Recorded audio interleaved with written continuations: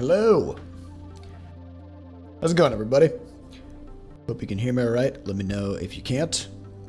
So we are on episode 5, I think, of building a game from scratch, and this is a game that I'm just making to kind of teach people the workflow of Game Maker and how to program and just kind of some basic game programming concepts.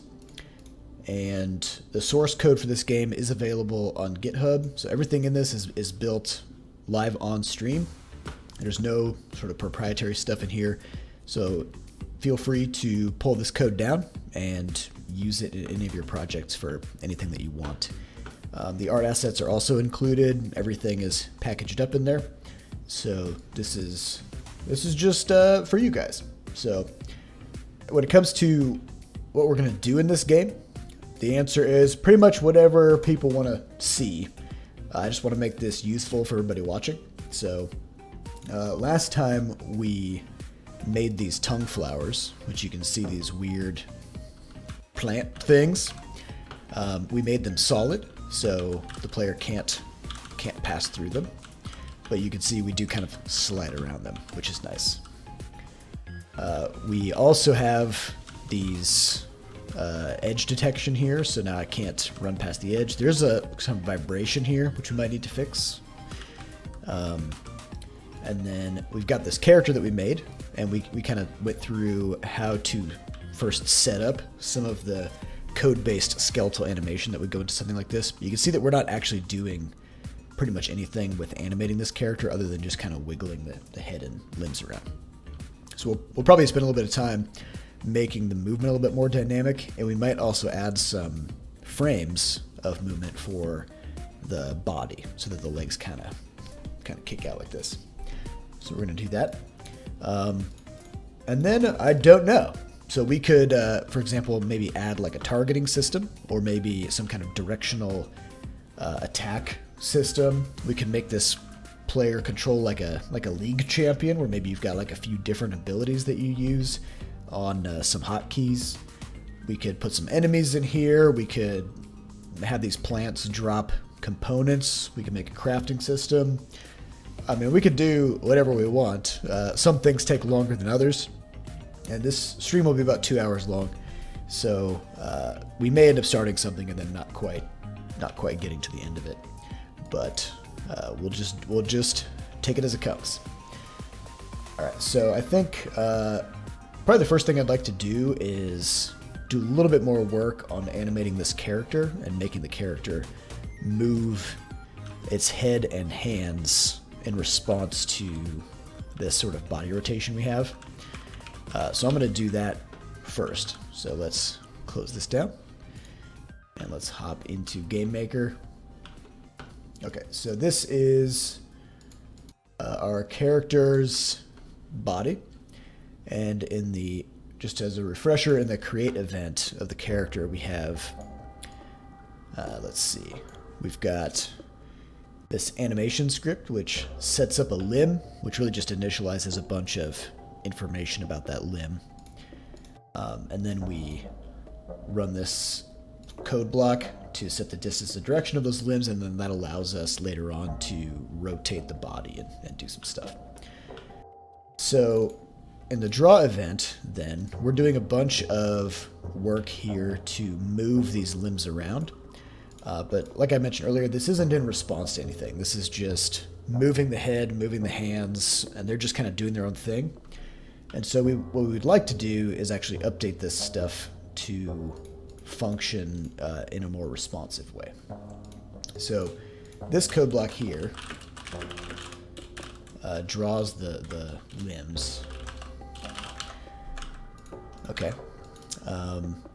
So we don't need to worry about that. Instead, the question is, how do we move the limbs before we draw them?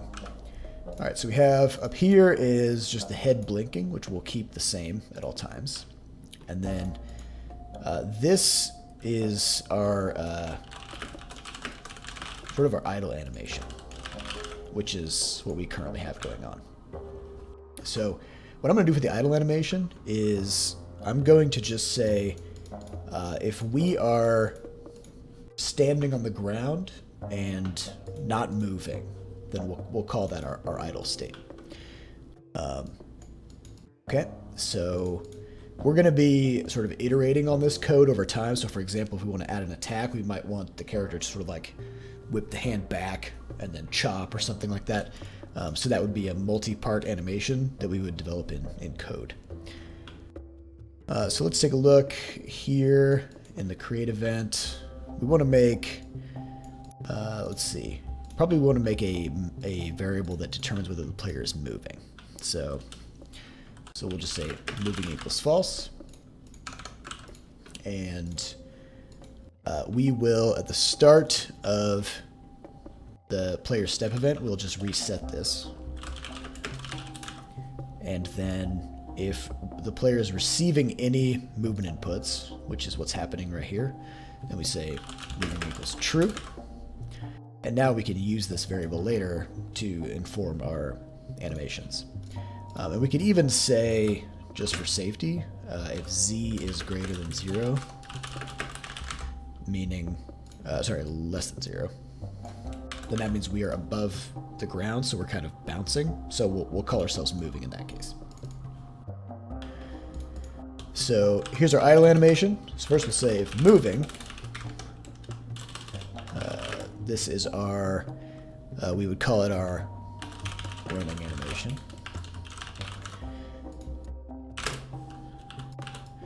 If we're not moving, then we run our idle animation. So I could just collapse down this region because I don't really need that code. Although I could probably steal some of it. But anyway. So the other bits of code we have available to us at the moment are our Z position, our Z speed, our rotation, and then this leg position variable. So one thing we could do is, for example, we could tie the head movements to the leg position. So we could say, let's see, down here we've got this head X offset. So right now I'm going to make this kind of jerky, and then we're going to clean that up and make it more smooth. But this should kind of give a good sense of what's happening. So the head X offset is just going to be 10 times leg position. And we could probably grab the hands and do the same thing. Let's see, hand lift.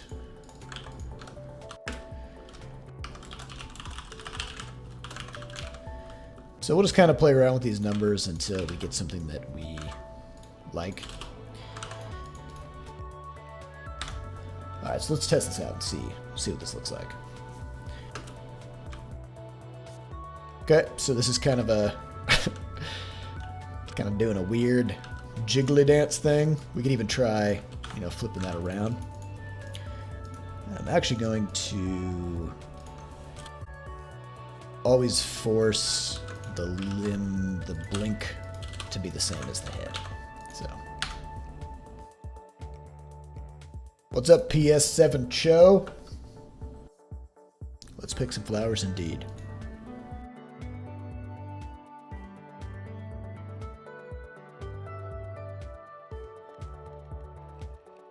Okay, here we go. So we got like a little kind of jiggly movement going on. But you notice how this is really, really kind of jerky here. So we probably want to clean that up and make that move a little bit more smoothly. Okay. So instead of, so you notice here in my code, I'm just saying like, if I'm moving, then just put my leg in this position, put my hand in this position, etc. Instead, maybe better to set some targets so that we can then lerp using linear interpolation to get to those targets. So in our limb creation, why don't we try this? Give these targets.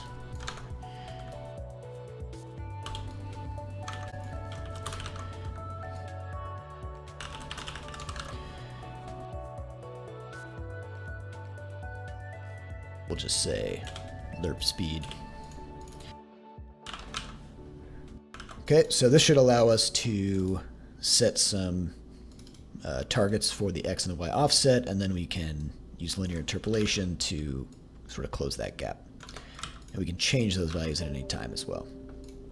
So here in the draw event, when we draw the limbs, we will, after we draw them, we can then, actually probably before we draw them, we will use linear interpolation. So limb X offset,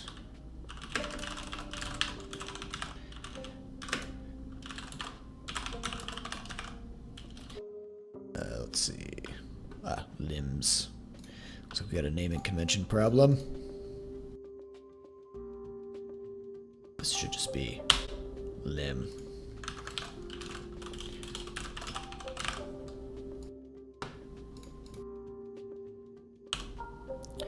Keep it all the same.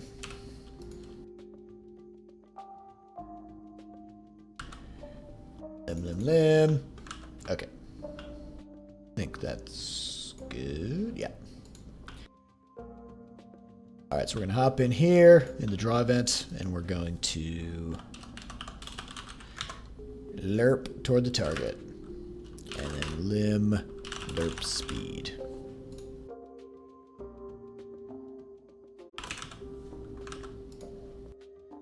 Do the same thing.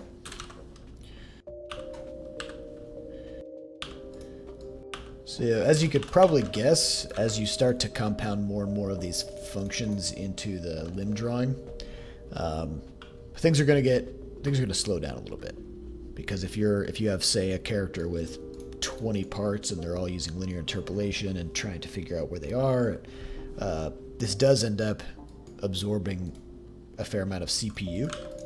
So animating in this way is something that you wouldn't want to do if you have a huge number of things on screen.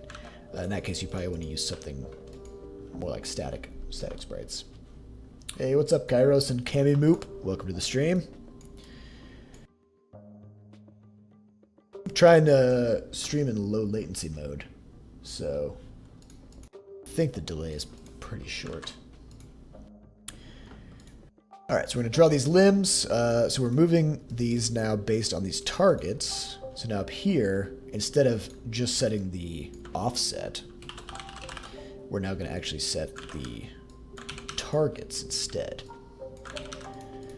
Okay, so this is now going to allow us to have the limbs kind of smoothly sweep around. Limb,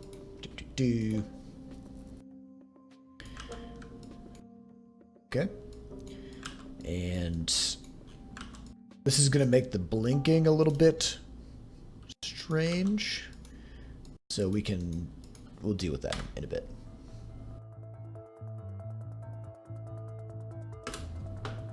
Oh, limbs. It's offset. What do we got going on here? Create.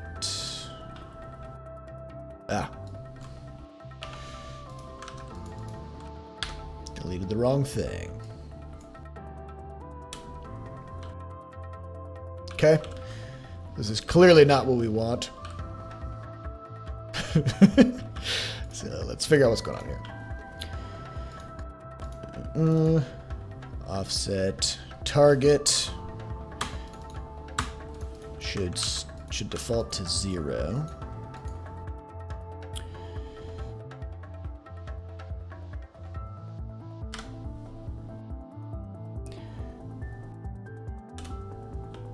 Okay. So you notice how now we've got a much smoother kind of interaction going on. But it's also the case that when I start moving, so see how when he's standing still, his hands are kind of just doing this up and down thing. When you start moving left and right, then whatever position they were in, they're now kind of locked in that position. So we can, in here, in the draw event, we can make the arms move a bit more. Let's update the default move speed. And then we can also change their Y offset target to be related to which hand it is. So we can start to piece together a sort of run animation.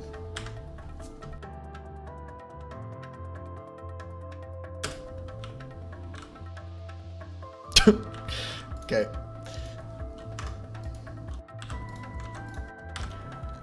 And the intermediate steps for all these things, it's always pretty questionable. It'll get there, though. I kind of like this, though. So you notice how once you're done running, then you end up kind of with your hands just stuck there. That's because in the idle animation, we aren't doing anything with the X offsets, so we should make sure to update those.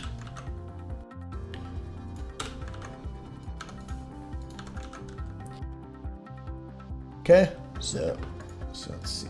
Hands, good. The head. Yeah, so we should probably update the head.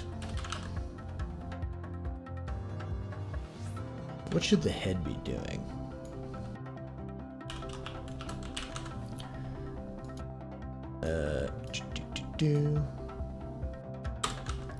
Maybe just 0 for now. So we can add rotations to this stuff. We can do kind of whatever we want. So this is pretty enthusiastic. And you notice how when he's done, then he kind of just snaps back to the normal idle animation. I think probably we need to get this hand in front of the head. So let's go back and do that. So when he's running, you notice that his hand is kind of chopping behind. Yeah. Yes. Okay, so we've got now a little bit of a run animation going on, but the legs are completely static, which we don't like. And also the blinks don't track the head very well. And we also are not flipping the X scale, which that gets pretty tricky with all these sprite movements, but we'll give it a try. Okay. So first let's get the body fixed up. So we're going to go into Inkscape, start piecing this together. I'm going to move this over here. So what I'm going to do is I'm going to make some duplications of the base sprite. These are going to be my sub-images. So one thing I'm not going to do is I'm not going to move this. I'm not going to move it around inside the frame because we're moving the character with code. And if we also move it inside the sprite, then now we have scenarios where it's going to be moving outside of its bounding box and it's going to make it harder to animate stuff. So we're not going to worry about that. Okay, so this is going to be the bottom of a foot. Okay. We're going to tuck this up. This.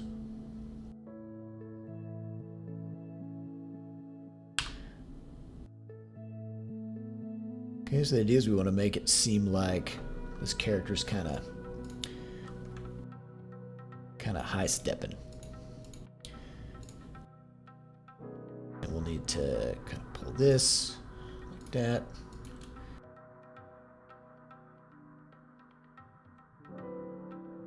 We can delete this.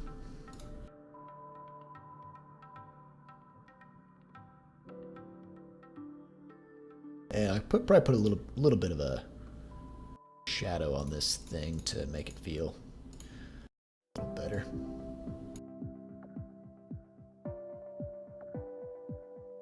Kind of like that.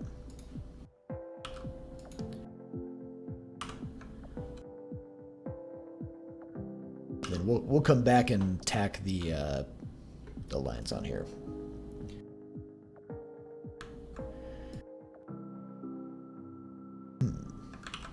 I kind of want to do a little bit more with this foot, shading wise, like it's kind of flat on the bottom or something weird.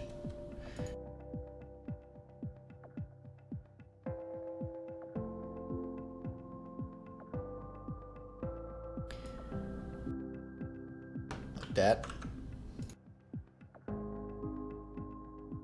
Okay, and then this other leg, we will...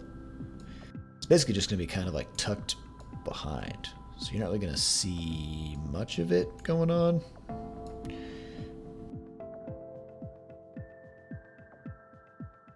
I'm just going to steal this.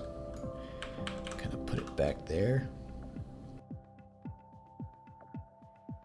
I think this will work.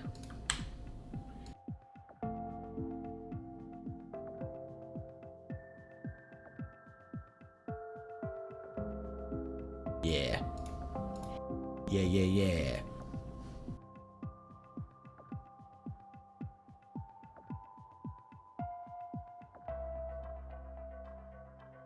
Tuck that. Okay.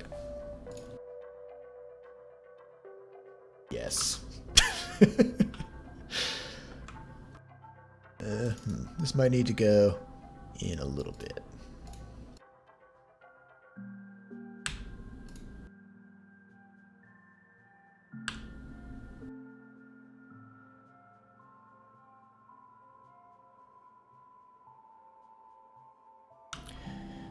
Like that. Yeah, it's kind of got like disc-shaped feet.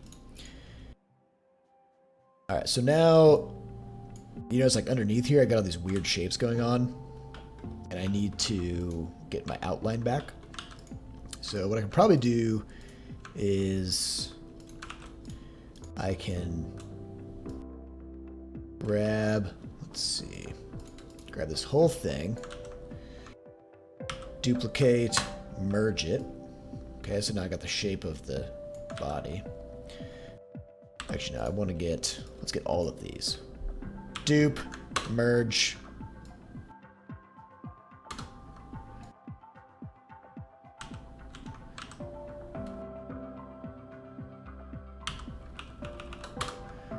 There we go. So this should allow me to put a thicker stroke like that around the outside.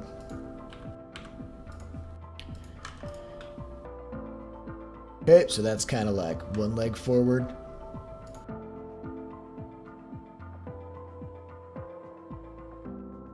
And now we can do this leg back. I'm just going to steal this foot, chop that off. Now this foot is going to kind of go back.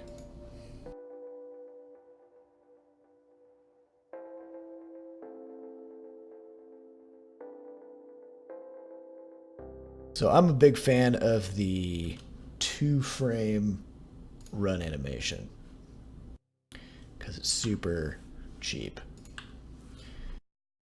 So all we're going to do is as the character runs, we're going to pick up these legs, and then when we're at the middle,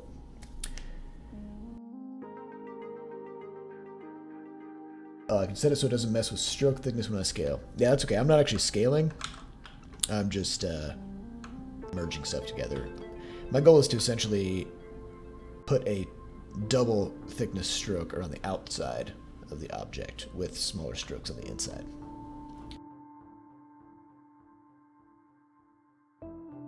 Alright, so we're going to do this.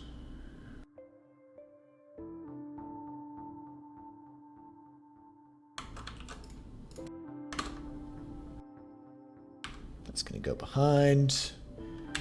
Delete that. And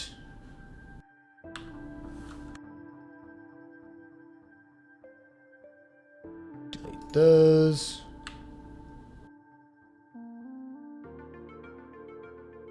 Let's push this up even farther. I want like a real kind of frolicky jaunt, you know?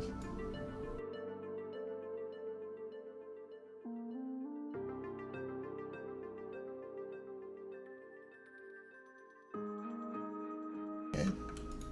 Grab this foot.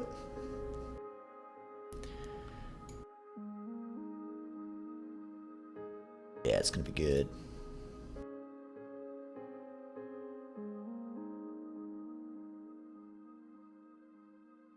Gonna merge that and then chop this leg off.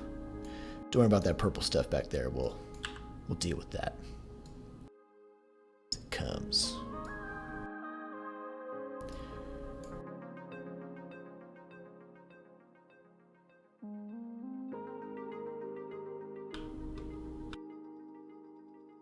back foot does look kind of rounded. I want it to feel like it's really kind of... Yeah, it's probably just a... There we go. That probably fixes that.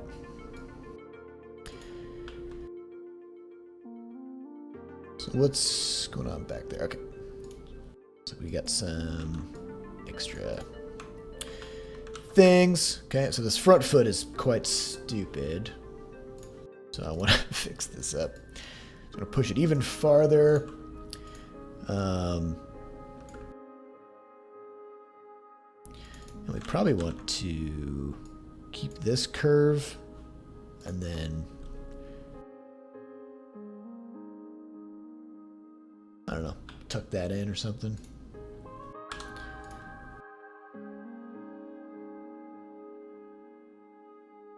We don't need to spend too much time on this. We just need to kind of create this feeling of a running animation.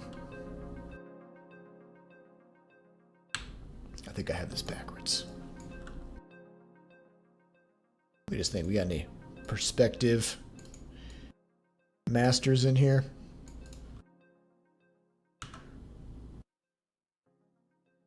That right? Yeah, it's very bendy. One of the things you learn as a game developer is that doing the splits is the most efficient way to run. You know, when you're studying anatomy and stuff, it really just comes up a lot.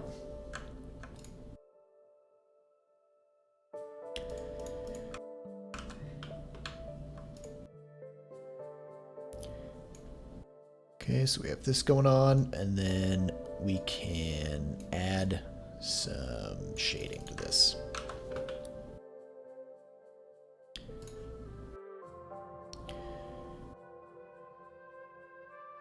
Not too much, but enough to say, hey, this is the bottom of this monster's body.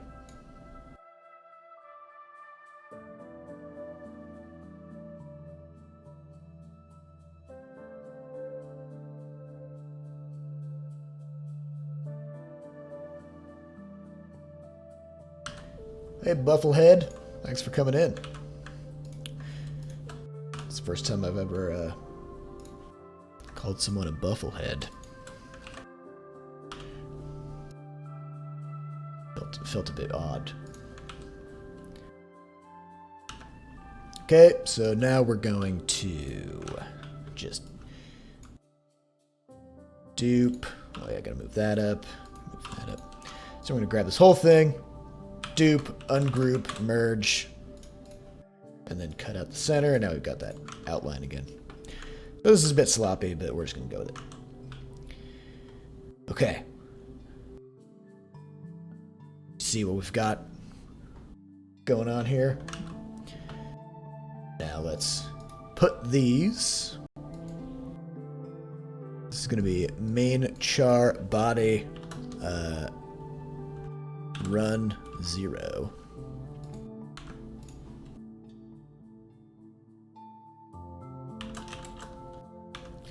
Run 1.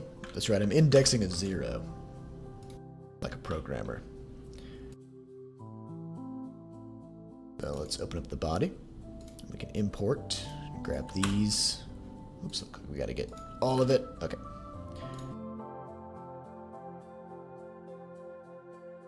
Okay. Very good.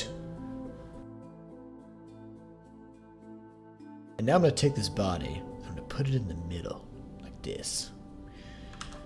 Because remember, we've got this +1 and -1 variable for the legs. So we're going to take, so this leg position, we need to say if moving, if z, we'll just say is less than, just pick a number and just try it out. So we're going to say just like once we get over a certain height, then limb image index, body part, body.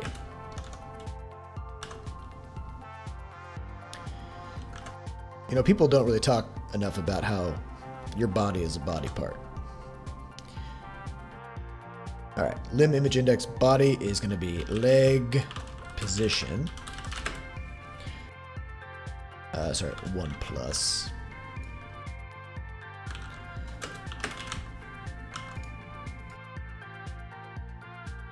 And actually up here, we could just force the body to be 1. Then we'll just add leg position to it.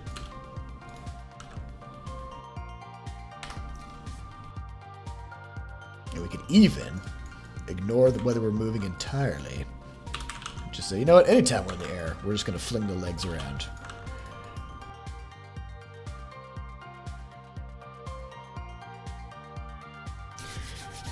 Let's go. Let's dance. Ooh, yeah. I got places to be. You guys seeing this? Really got a good high kick kind of a thing going on.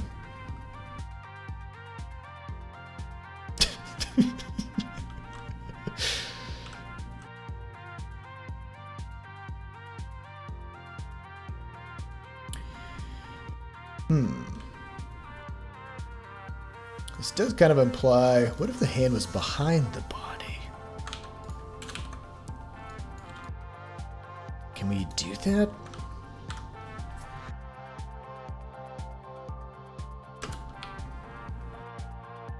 That doesn't even make sense.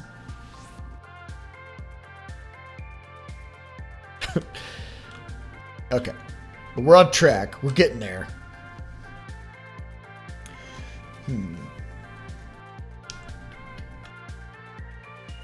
So what does this need? What do we want to do with this?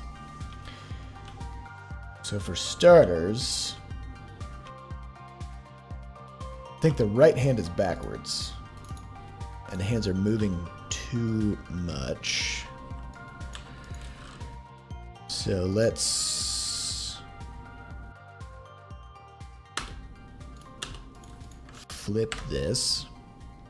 Right, because when your leg goes forward, your arm goes back. So we got to make sure that we have that going on. Oh my god, I spawned on top of a flower. Okay, so now we just need the other hand to go the other direction.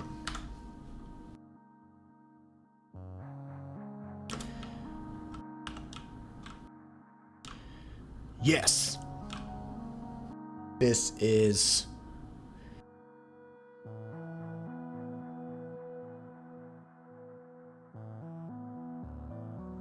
And I think the hands should actually be higher baseline. So let's move these up a little bit.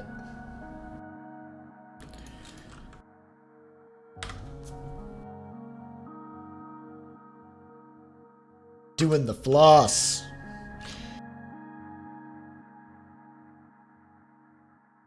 Okay, so we've kind of got it. I think I want to see about changing the other hand. The backhand kind of feels a little bit weird, but nah, it's okay. Whatever, we'll deal with it. I mean, we've got a basic run here, so now we have to flip it. So when I run left, I need to move left. So let's take care of that.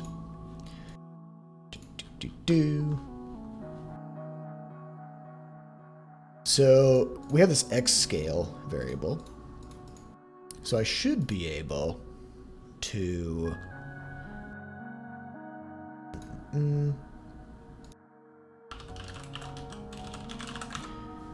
So we have our normal X offset. This starts to get a little bit strange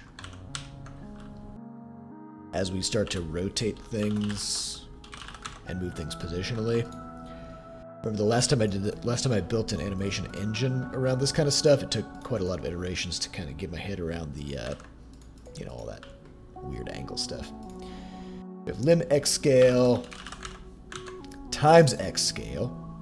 So back when this character was a cube, we had this going on, which basically just said if movement input X, which was A and D, If that's not 0, then we are pressing an input direction. So we change the X scale based on the sign of the movement input, and sign just says, if it's positive, give me a 1. If it's negative, give me a -1. And if it's 0, then give me a 0. So this is a nice, easy way to flip things as you move around. Let's see. Illegal array use. What have I done? Ah, not lim X scale, just X scale.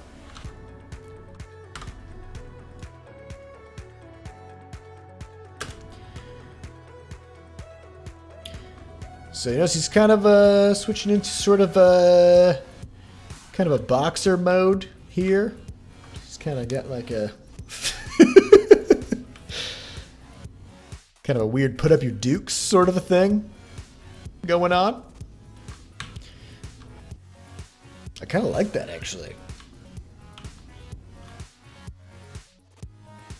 Yeah, we should probably keep that. But let's do it on purpose. Okay. So what do we do with our rotation? Do we need to... Let's see.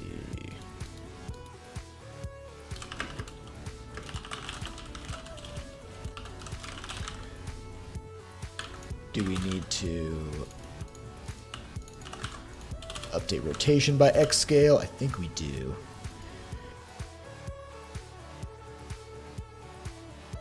And the limb rotation also needs to be modified by X scale, I think.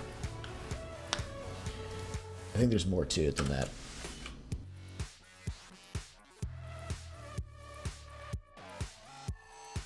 Nope, that's right.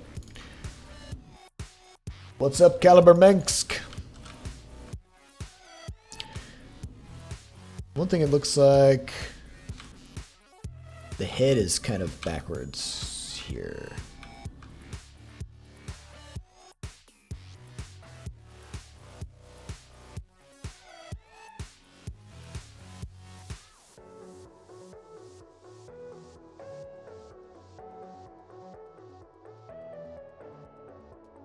Oh, working on the low-res game jam. That's great.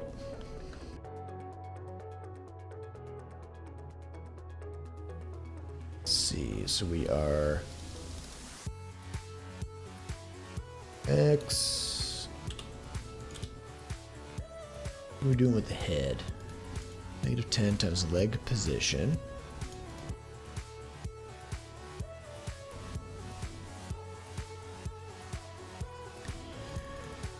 So what do we want? What do we want?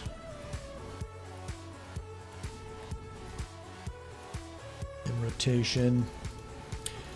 I think we're okay with this for now. We can stress about the run animation a little bit more later. But feel pretty good. Feel like this, whatever this is ready to rock some flowers. So let's push this and then get on to phase 2.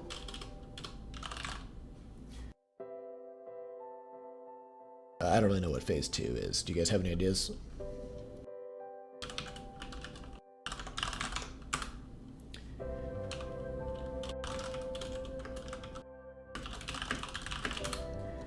Okay, so we're gonna push this. What's our commit message? Add a run animation.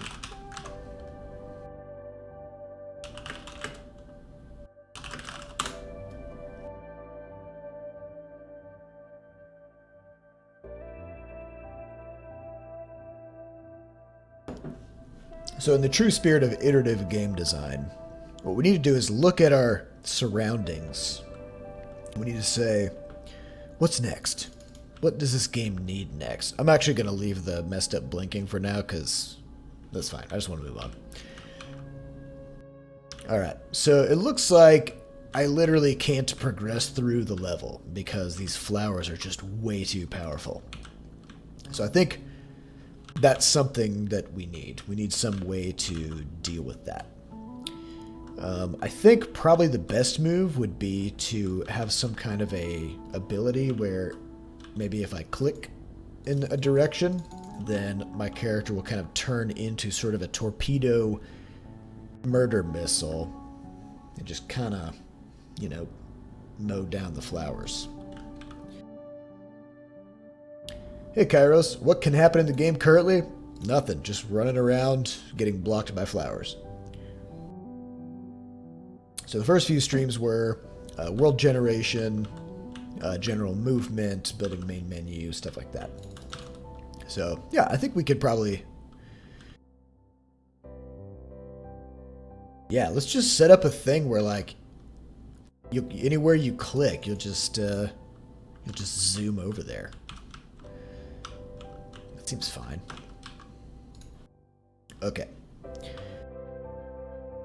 So, let's set up zooming. Down here I'll say... We'll call it a charge attack. Does that seem fine?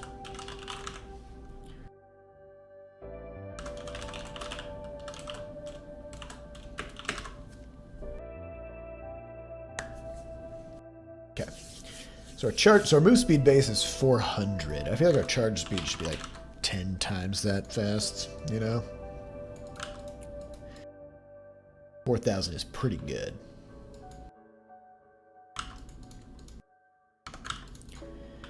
And charge X target equals X. I'm just going to set up some preliminary variables here. Charging equals false. Yeah, that should probably do it. Techbox North, trying to make a pixel art game in GameMaker 2, but your player gets very blurry when moving on the X-axis, despite unchecking. Interpolate between pixels.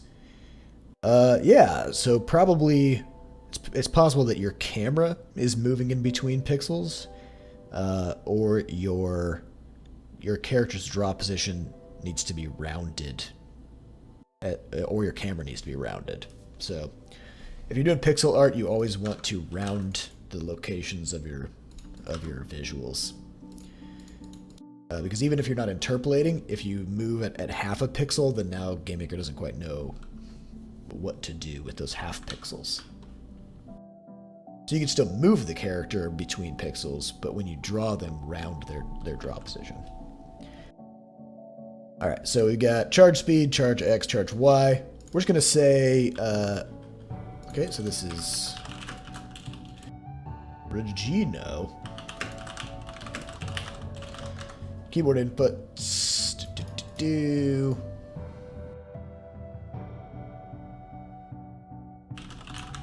End region. Charge attack. Alright, so this we're going to use mouse for. So,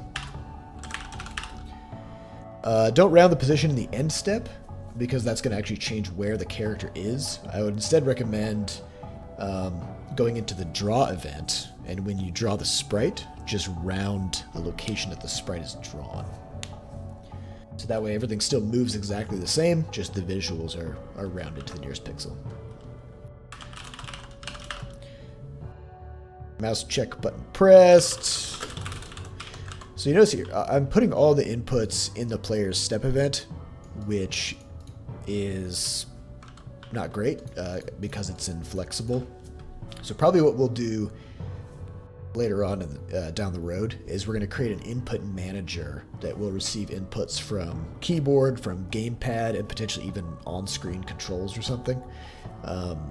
And then that'll allow us to have the player listen for inputs and then respond, listen to inputs through the input manager, instead of exactly having, you know, keyboard check and mouse check events inside the player's code. Alright, so if mouse button left is pressed, then we will, let's grab our charge variables. Okay, charge X target, we're going to say this is just going to be the mouse position. Charging equals true. And the next we're going to say, if charging fly toward the target. Would it be great if you could just do that? And then here we'll say, if we're not charging, that's when we take these keyboard inputs. And actually we can do all of this stuff.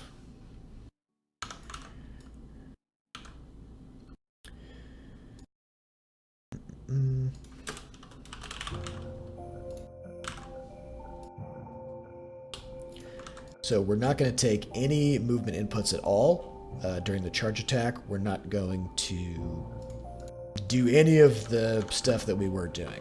We're just going to ignore all that. Because we've got a job to do. Hey, thanks, Caliber. Enjoy your food. Alright, so if you're charging, we are going to move toward the target, so first we need to make sure we don't overshoot. So, charge distance equals minimum. Let's get the distance to the target first.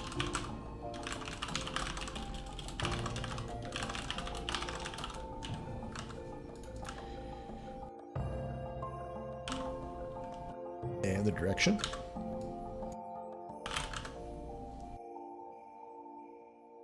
He's gonna move like in Quadrupus. Now I think we're gonna do something more like Narwhal Online, where you just click somewhere and then you just kind of zoom over there. So this is kind of a balance question because, of course, in Narwhal Online that was the only way to move. You just tap and you just charge attack to that location. In this, it looks like we might want some slower paced stuff as well. So we might put a cooldown on the charge attack, so you still run around with WASD and then you charge in some direction. So the cooldown doesn't have to be very long, just long enough that you still got to do stuff outside of that. So we don't want to overshoot, so we're going to use a min function. And we're going to have charge speed affected by slow-mo seconds. Okay. X plus X. Charge. We'll say charge dist. I'll oftentimes use a little bit more abbreviated stuff for my vars, since they're always very isolated to that location, and you can very easily know what it means. Charge dist, we're going to go here to turn.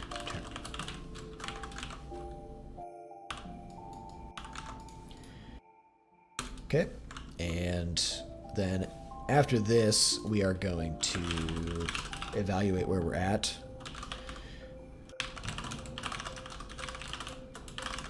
And we're going to decide whether to stop charging. So if we're just within a pixel, which we should actually just get exactly there, but if we're within a pixel, we'll call it good. Charging equals false. Okay, so there's a few things that are going to be... It's kind of cool because we did this with just this few lines of code here. There's going to be some extra layers of stuff that we need to make this work well, but this is just kind of like a prototype. Okay, so now I can click anywhere, and I just kind of zoom over there. So I'm ignoring the flowers. I'm not obstructed by anything. You notice I can just kind of keep clicking anywhere, and it's fine. So we probably want, and this really allows you to see the camera lerp as well, so you can see how the camera kind of lags behind, which makes the player feel a little bit faster. But one thing here is, this doesn't feel like I'm doing anything particularly meaningful because I'm just sliding, and also I can go anywhere. So the first thing we're probably going to want to do is search for valid locations. So we could maybe check for, like, in a 9 grid space area, try to find the nearest location. And we could even lock it to grid space if we want to. We don't have to, but So if you click sort of out here, then if we're sort of near the edge, it'll still kind of get us up there.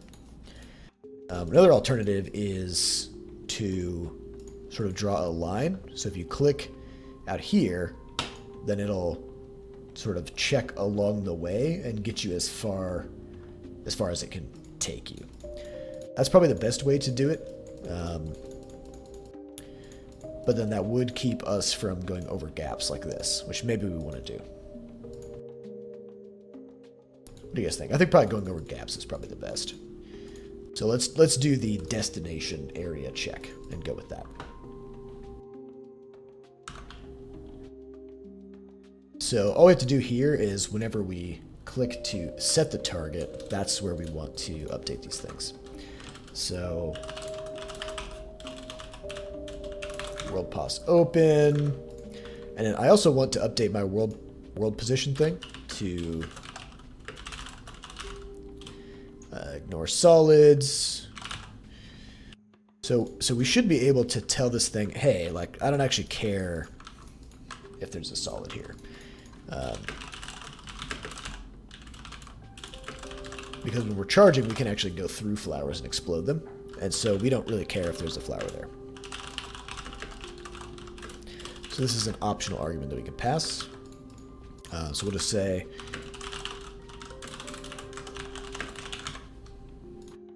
if we are ignoring solids and there's a tile there, we're good. And if we're not ignoring solids, we check collision.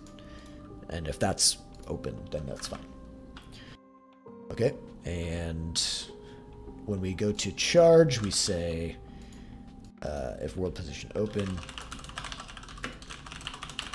charge Y target, ignore solids, charge X attempt. So we'll start with these attempt variables, and then we can manipulate those variables.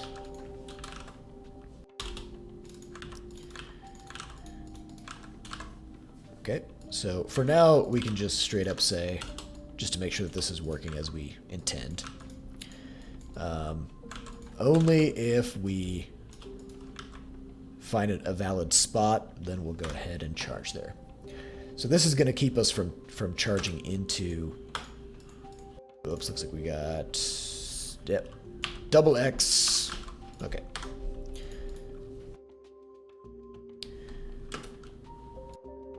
So if I click out here, I can't do it. Right? But if I click over here, I can shoot the gap. But if I'm off by a pixel, like this, then it doesn't work.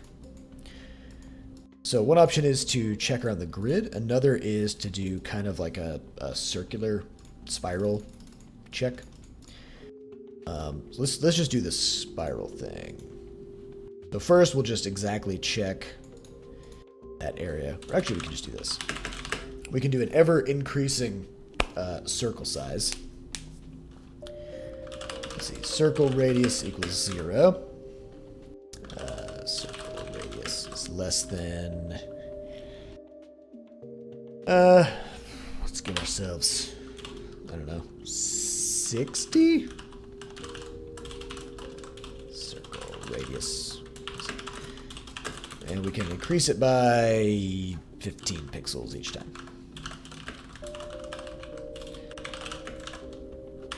Equals circle radius. So we're just going to increase the number of iterations as the circle gets bigger so that we can kind of get more chunks around there. So we'll say is equal to circle radius divided by 10 plus 1. Alright, so for starters, we can do that. Iterations. Let's see, angle interval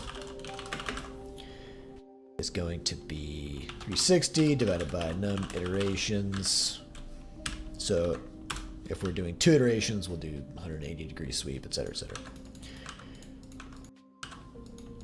And we're going to spawn markers with this so that we can actually see whether or not this is doing what we want it to do. And let's say A is equal to 0. Let's see. Angle to check equals I times angle interval. And then X check is going to be charge X attempt plus length dirt X, circle radius, angle to check. And we'll do the same thing with the Y. So this is us just making a big sweep of circles in that area, and then we can check those locations. The first one we find that's valid, that's where we'll go. Spawn marker, let's check. Spawn marker is the debug function that we made 1 or 2 streams ago, which allows us to just put a dot somewhere, so we can evaluate things like positioning in the world.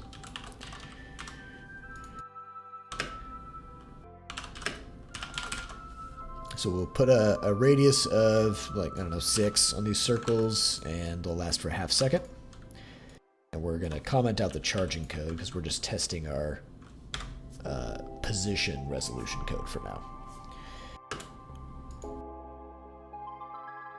Okay, so you can see how this is a little bit weird, right? Because we just arbitrarily picked a number to divide the circle by. So maybe what we want to do is do a little bit of math to make it so we don't end up with this utterly bizarre pattern. You can see, like, if I cut down the number of iterations relative to the radius, then this will help, but... Right, so that's more of a circle. And I also want to multiply the Y by the grid ratio.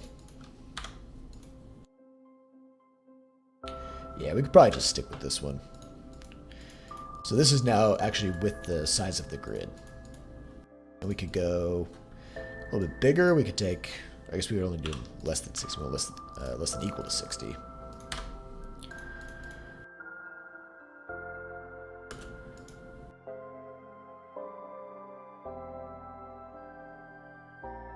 Okay, so it's just kind of checking a whole bunch of areas nearby where we clicked. And we could go maybe... yeah, that's probably fine. Okay, and then the last thing we want to do is start the angle check in the direction toward the player. So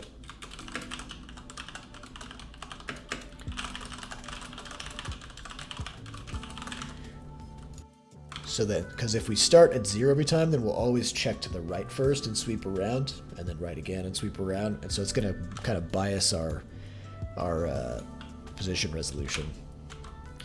So our angle to check is just going to be that. Actually, let's go ahead and say...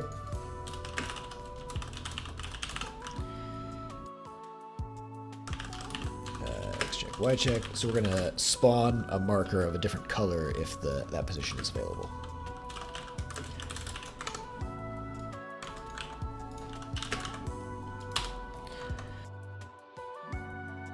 And the cool thing about this is, since our starting radius is 0 and our starting number of iterations is 1, then if we click on a valid location, then it's not going to do any more iterations. Just the first time we use it, it's done. Open, open, open, not open. Okay, so you can see if I clicked here, I'd still be close enough that the game would let me do it. Ooh, what do we got? Argument is not provided to script. Ah.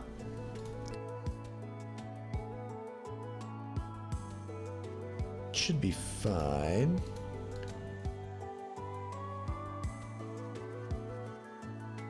Oh, derp. If argument count is greater than 2, not just argument 2. Okay. So now we'll say if this world position is open, then we will do this. Charge X target, charge Y target. It's going to be X check and Y check. Charging is true. And we'll just add the criteria here that we are not charging for it to continue iterating. Okay, so this will just kind of narrow down, and once we start charging, then the iterations stop, and then we're good to go.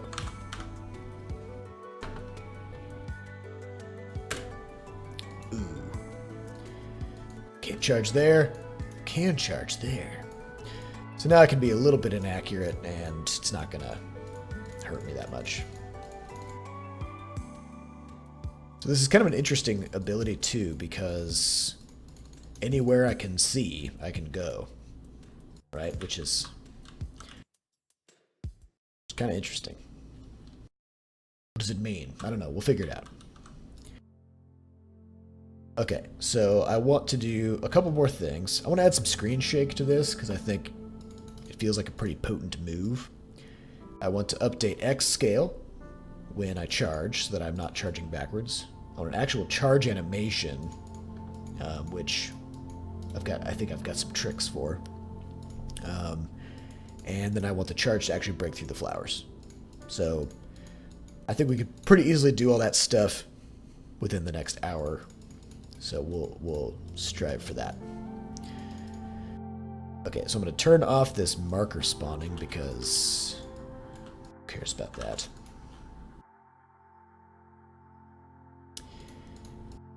And if we are charging, then we're going to do this, and we should say, let's see, collided flowers equals collision ellipse list. Yeah, I mean, we got to be able to harvest the tongues off the flowers, otherwise what was even the point, you know?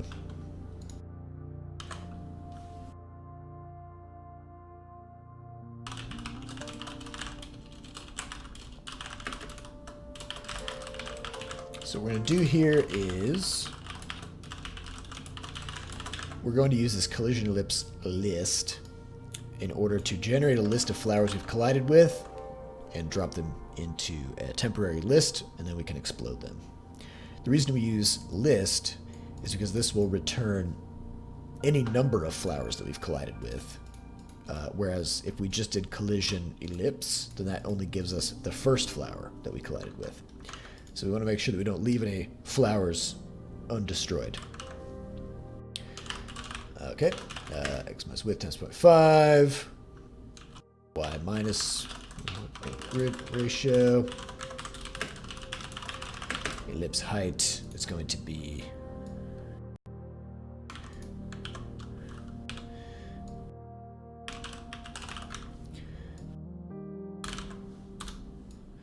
let's do this to kind of cut down on calculations a little bit. Minus ellipse half width, y minus ellipse half height.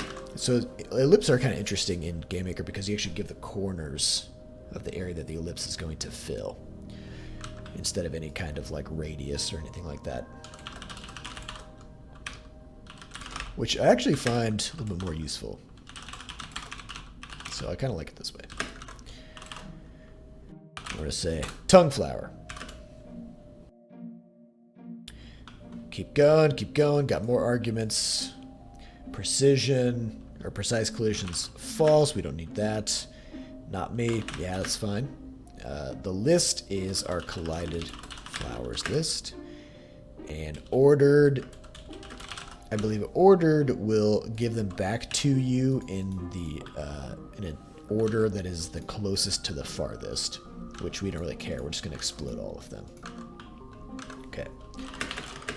Now we're going to iterate through that list. DS list size, collided flowers.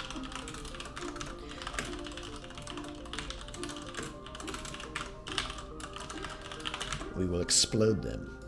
And by that I mean they're just gone now. So interestingly, we added this collision or this charge attack to clear the flowers so that we can traverse the space. But now because of the charge attack, we already can traverse the space. So, you know, whoops. Okay, so it kind of feels like I'm eating them. But that's fine.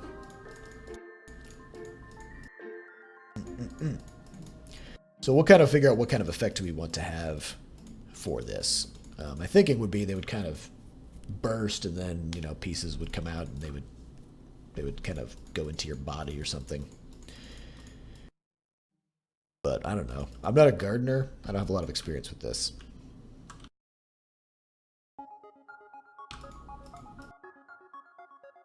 Okay, so that we have.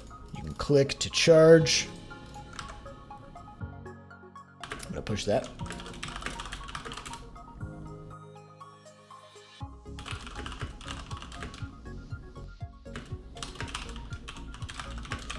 Click to perform a non-animated charge attack.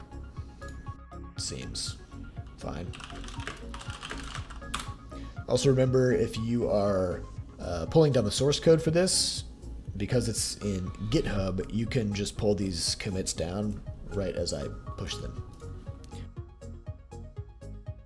Like right now. Okay, so we need a charge animation. You might be thinking, how do you do that? The answer is you just kind of make a bunch of smeary, blurry things that kind of vaguely resemble the thing that is doing the moving.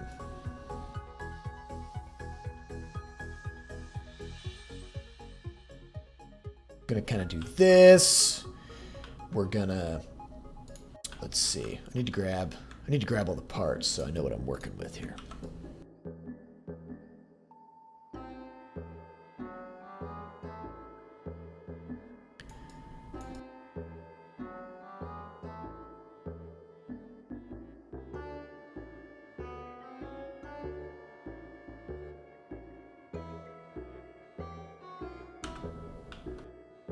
Yeah, this is how you garden if you're a gamer.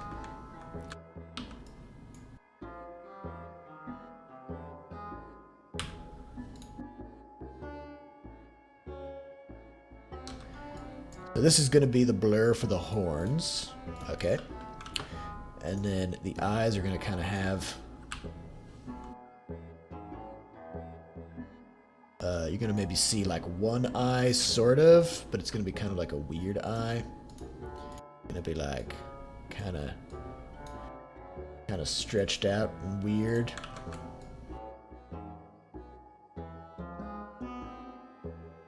Trust me, it's totally going to work.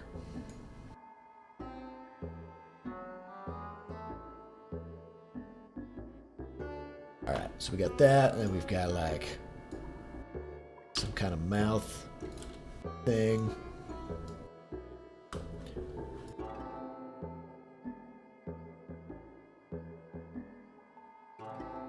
So all we're doing here is we're going to kind of get some sort of Picasso-esque versions of the body parts. And we're going to just smear the crap out of them. And we're going to draw them in, and we're going to add some blurs and some extra stuff in there. And then we'll draw them in such a way that by sort of like shaking them, scaling them, and flipping them, it's going to look like the character is spinning. Okay. And also, we're going to take away all the line work.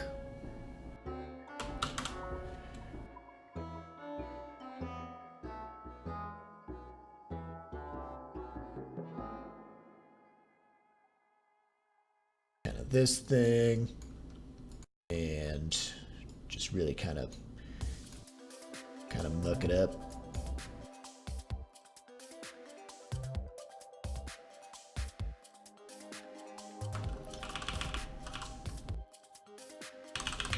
Dad, just kind of take off the definition, you know.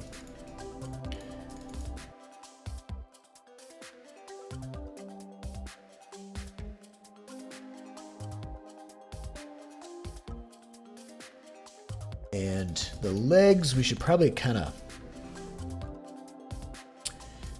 pull them together. Like this is kind of an Olympic dive sort of a move. We'll do the same thing with the hands.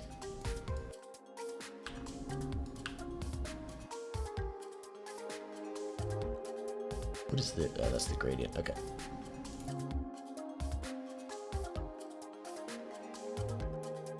And then we need like spinning shapes here. They're gonna represent the feet. Oh yeah, trust me guys, this is totally gonna work.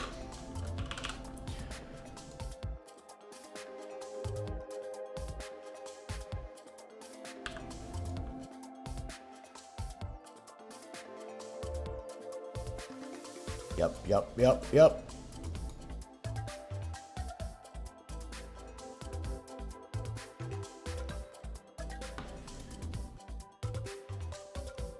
And then we need kind of like pieces coming off the denim, you know? Like this. They were just kind of trying to distort things.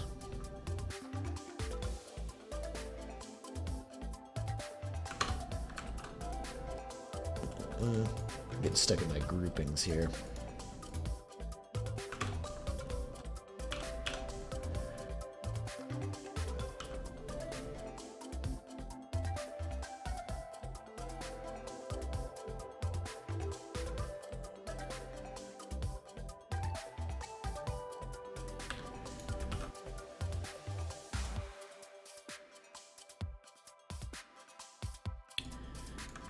You guys kind of see what I'm doing here? Is this making sense?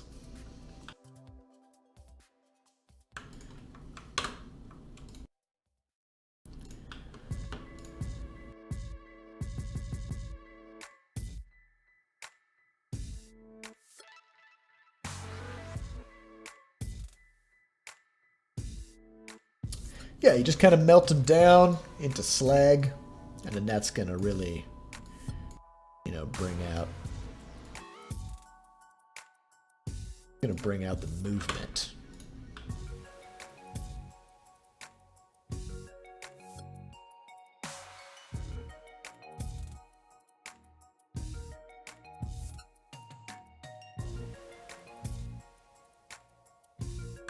Yeah, just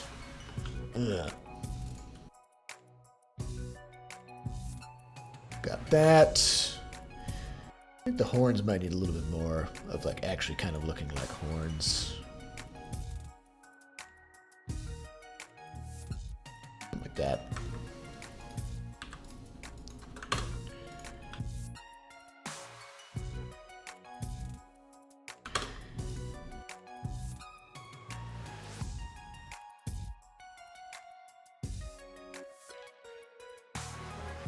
And then we also need to get the hands in there.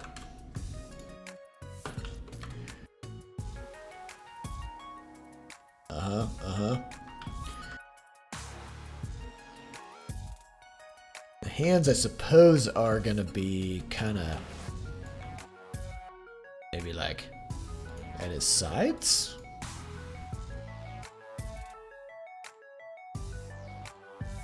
This? Are they kind of tucked in? What are they doing?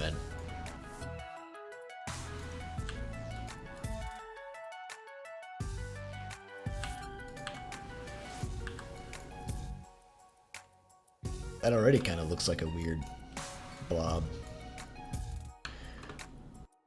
Mission accomplished.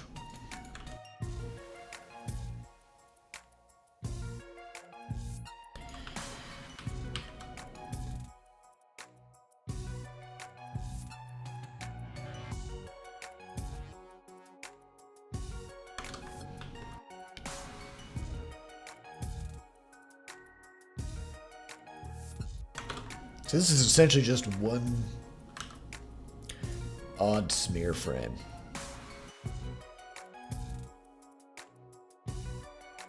hands. Like that. Yeah, just put them off into the side. I think that's fine. Okay, so we're going to do that. And then probably we want some kind of spinny disc vibes.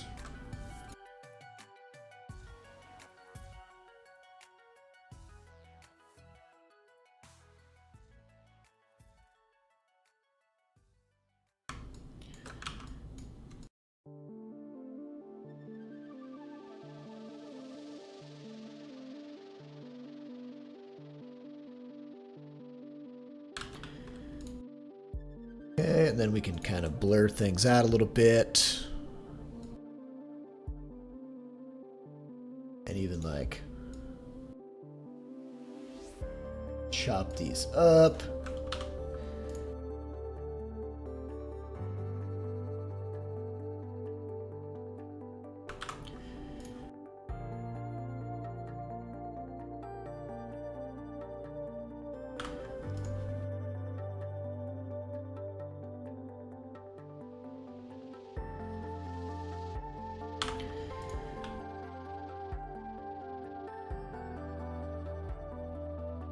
Gonna kind of give us some spinny, whippy, blurry vibes.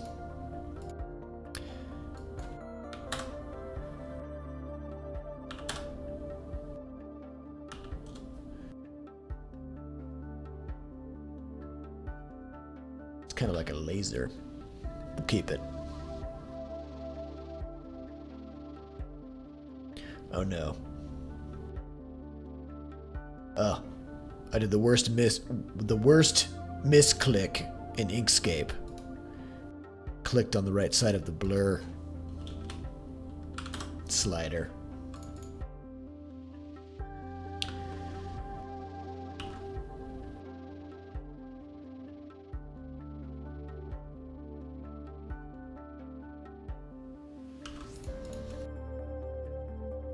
Okay, we're just gonna grab all these parts.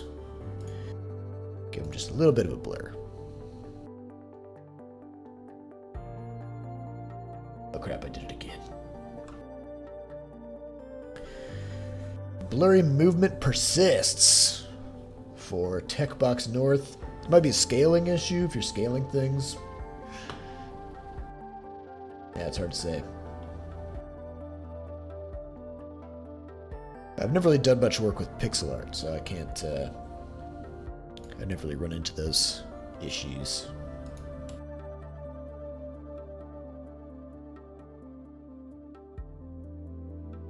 Okay, so we're just kind of make this guy into a blur.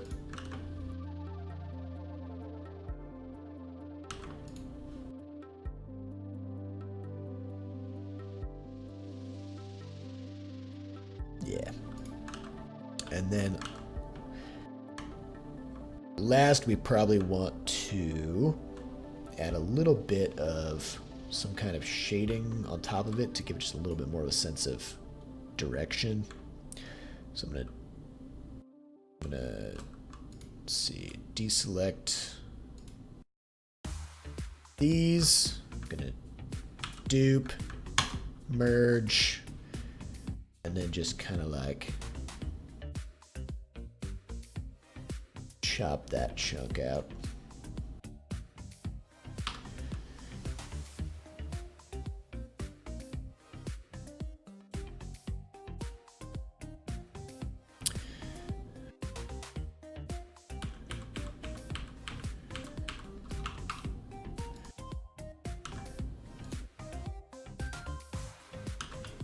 All right. His eye needs a little bit more blur. Yeah, it's probably true. And this chunk here.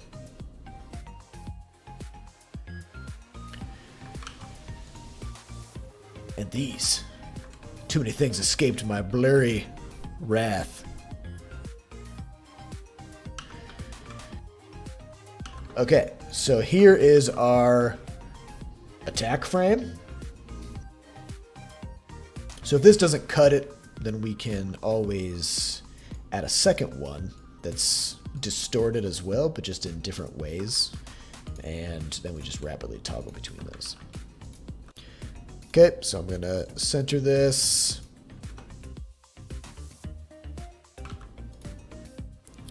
We're going to export that.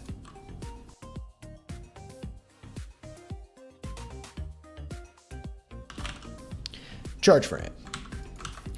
So I know a lot of animators will spend a lot of time trying to make every possible movement of a thing. Oftentimes just smears and blurs do the job just as well. So a lot of our animations in level head are actually 3 frames, where it's basically just some initial starting pose and then a blur or a smear frame and then the end pose. And so the smears themselves contain so much sort of illusion of movement that you don't actually have to draw all of the poses in between.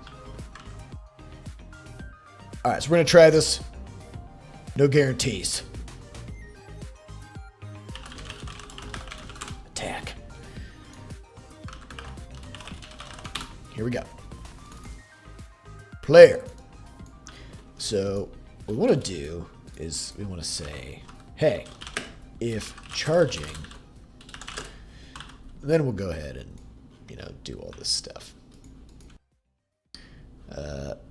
If we're not charging, we do our normal things. Main char attack.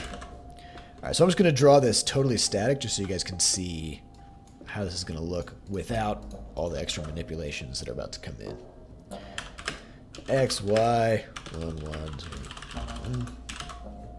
Because this is going to look absolutely silly. I actually want to do Y minus, or yeah, Y draw base.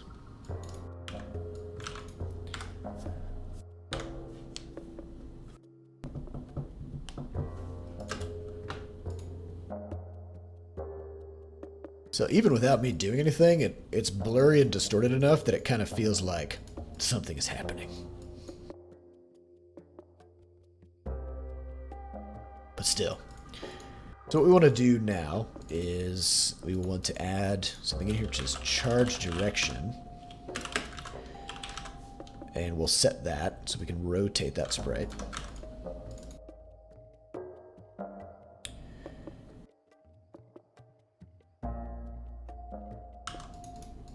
Okay, so this is going to point in the charge direction. And when we begin our charge, you will say point direction X, Y, charge X, target, charge Y target.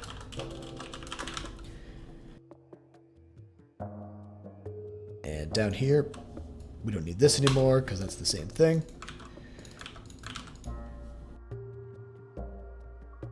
Can the zoom be slower? Yeah, totally. That is just in the camera object. But by zoom, you mean the charge attack or the camera zoom?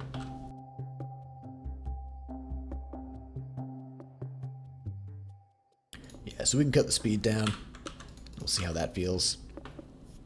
The speed felt good when the character was completely static, but it's possible that once we add in extra effects and make the zoom feel better, then that extra speed isn't really necessary. Okay, so now my attack sprite should be distorted or should be rotated in the direction that I'm charging. But again, I'm just drawing it totally static.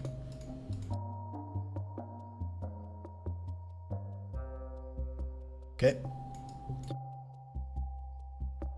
So that's also slower. We can slow it down even more. And all we got to do now is for our Y scale, instead of drawing it with a Y scale of 1, we're going to flip the Y scale by just randomizing. So Y scale is just, going to be over the horizontal axis, flipping it like this. And all we have to do for that is every frame, we just do a choose, -1, 1. And For the X scale, we can also do some randomization to that by just saying random range, 0.8 to 1.2, so it's going to kind of like distort in and out. Okay. And we can even shake it a little bit. Kind of like move the position if we have to. So notice how it feels like I'm spinning.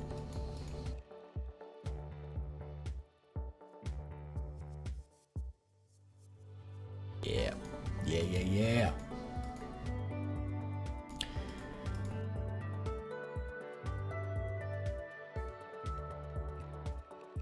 I kind of like the blue spin lines on there. Might want to capitalize on that by maybe leaving a particle trail or something.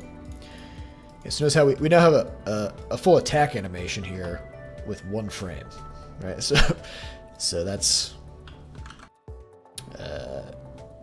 pretty cheap. Pretty cheap way to do it.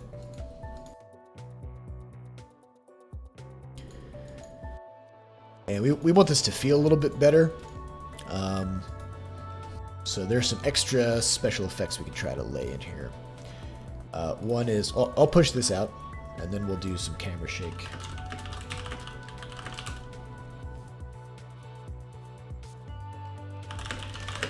The player now spins blurrily.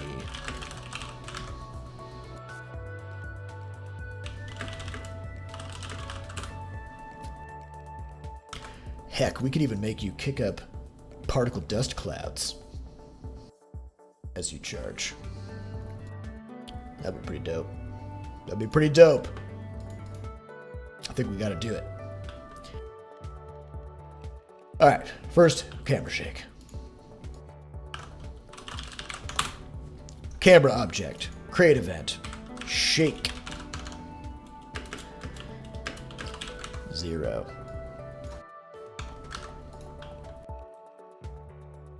Okay, as we go through the step event. So I'm just creating a variable in the camera called shake.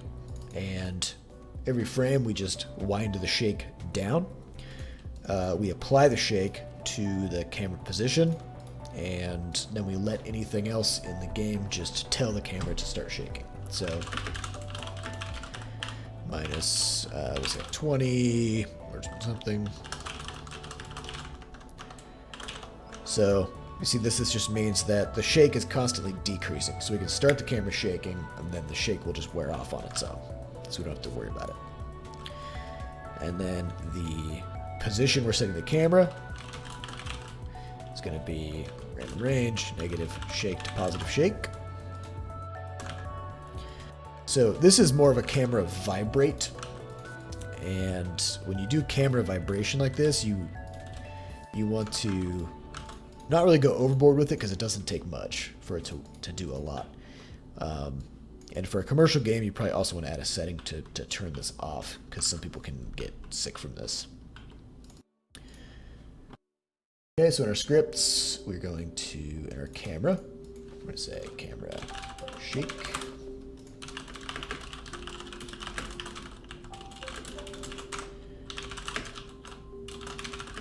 And so we also want to make sure we use a max so that we don't accidentally overwrite the current shake with a lesser value.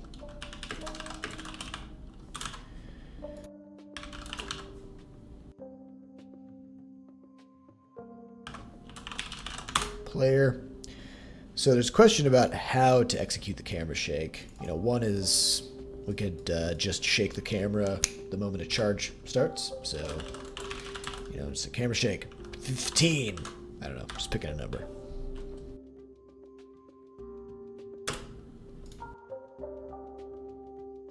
So that's pretty intense. I think the camera shake needs to go down faster. Maybe by 30. And 15 is probably too much. So let's try 10. We just want it to feel like stuff is happening.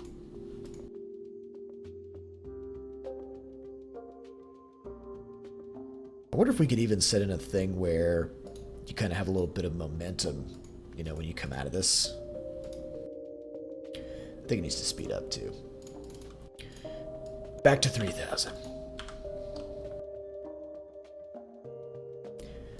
You don't necessarily want to have a mismatch between the potency of your effects. So like if you have a really slow moving weak attack that has really over the top, you know, particle effects and stuff, that's it's no good. I'm going to stretch this player even more on the X.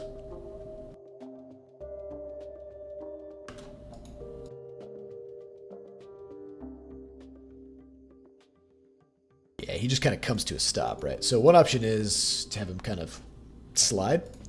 Another option is to actually make sort of like a shock wave or something at the end, or even like a pose, you know, kind of like the superhero landing sort of a concept.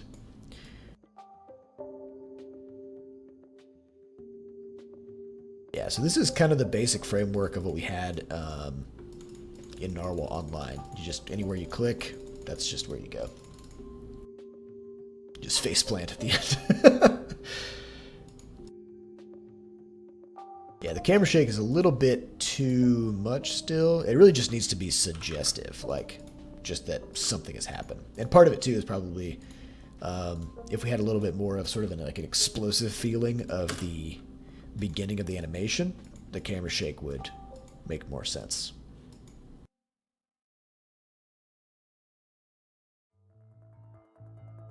So a lot of these effects kind of, you know, they need to come together in various ways before they feel right. Let's do some particles. So I think making like a blue trail coming off of this character would be super cool. So let's do that. So we'll call this charge PS for particle system. So the way you want to handle your particle systems in your game is you always need to make sure that you destroy them. And same with particle types. So a particle system is essentially just a mechanism by which you can emit particles, so it has a location and a depth. And a particle type is sort of like a kind of particle that will be emitted in the system. So you might have like some smoke particles, and that's a particle type, and you might have some sparks, and that's particle type. And when you want to emit them, you emit them through the particle system, which has a location. So the first thing I want to do is I want to make sure that I don't mess up with my particles, and I'm going to make a convenience script for handling particles, which is going to be called, we're going to call this, particle setup, and we'll say my particle systems, particle types. So what I'm going to do is I'm going to make an automatic cleanup script. Okay. So my particle systems, my particle types, and then particle cleanup.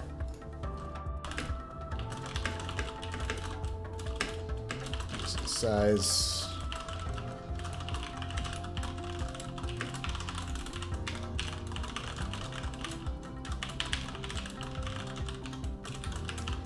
One of the things I learned super early in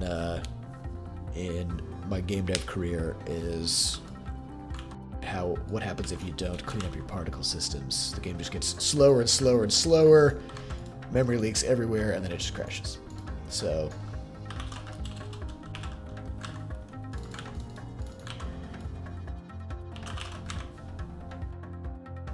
if you charged up more the longer you held the mouse down, you could shake more and make it more explosive. Ooh, yeah. Yeah. We could do that. Let's get these particles in, and then we'll genuinely make the charge attack a charge attack that you charge.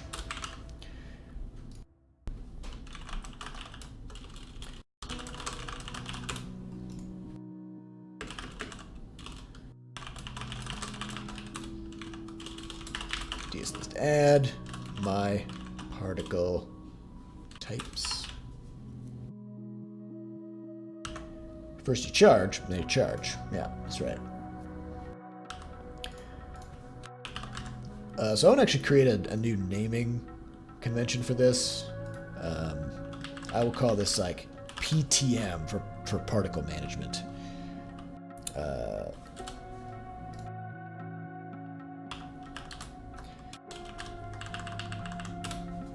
So typically if I make a batch of scripts that all work together, I make sure to give them all the same prefix so that you don't, end up getting confused or mixing them up with other things.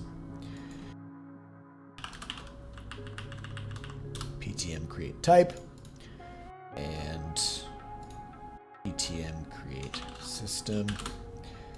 Oh yeah, and we want to return PTM.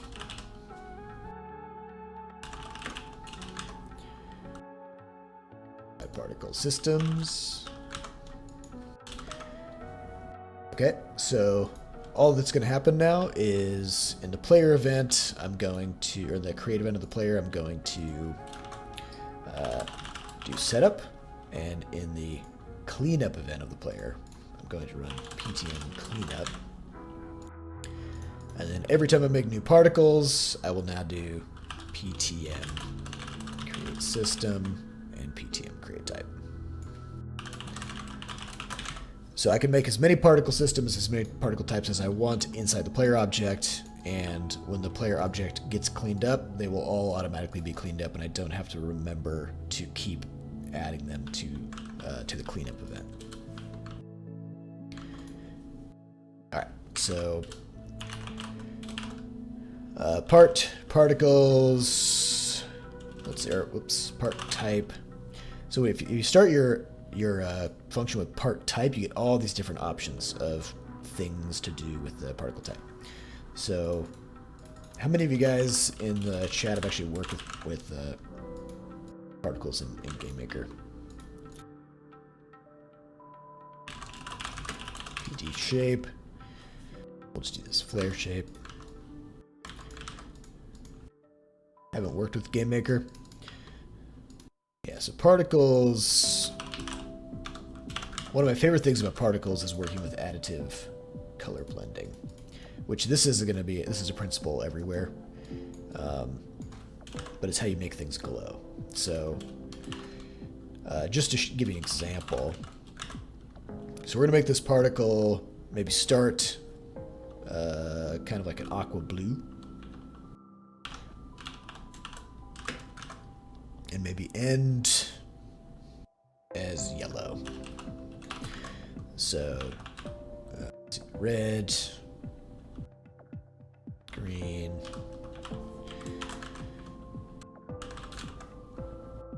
so this color 2 means that essentially it transitions between those colors over its lifetime. So the life of the particle is how many steps the particle will be alive. And this is one kind of downside of GameMaker, is that the particle systems are frame-based. So if your frame rate drops, then the particles will move differently. And that's just something to kind of, you can develop systems to kind of push against that and take care of that, but it's just something that we'll not worry about for now.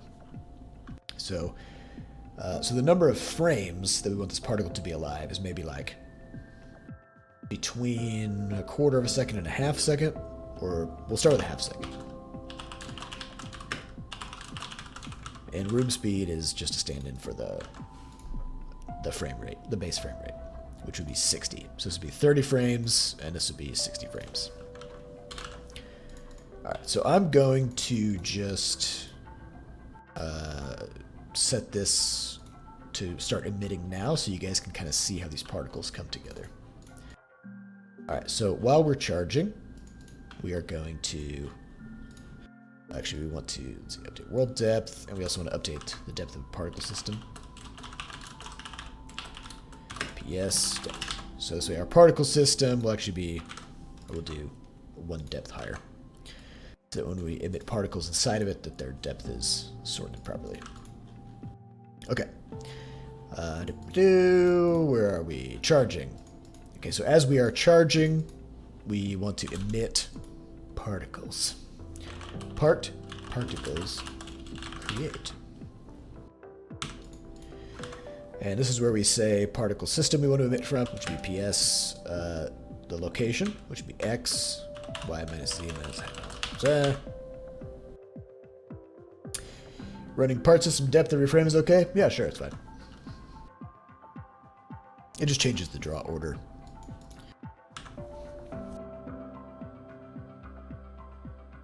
Part type, we're going to do PT, or actually what's the name of our particle type? We have charge PS and charge PT.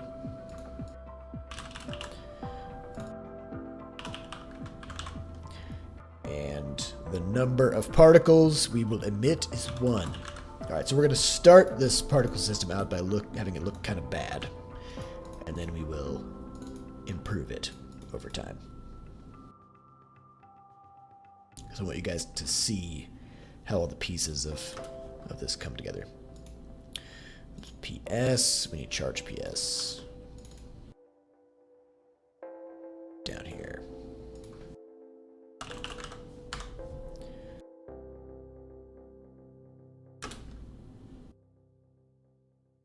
Okay, so there's nothing really coming out here. So let's figure out why. Part type shape.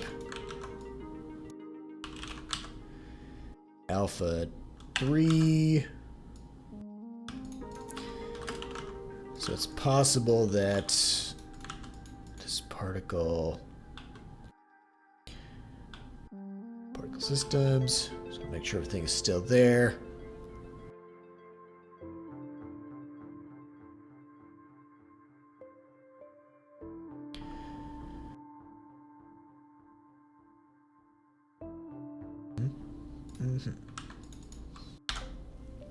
So they might have had an alpha of 0.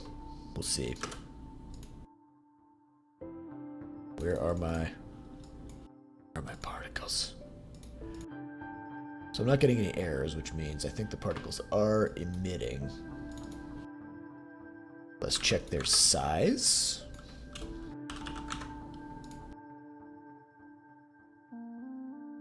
One. There's a whole bunch of different arguments that come into making particle systems. Question is, why aren't these appearing?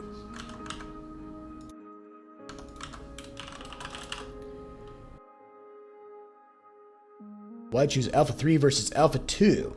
Because that just makes it so that for the first 2/3 of its life, it'll be fully opaque, and then the last 1/3 of its life, it'll fade out to 0.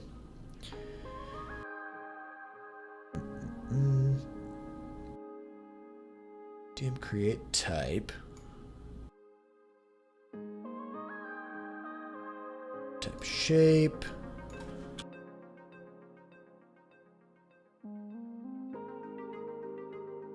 What's going on here?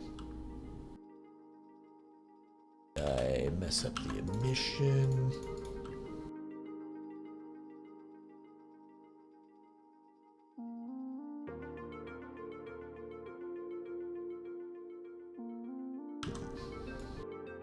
Alright, let's just emit particles constantly.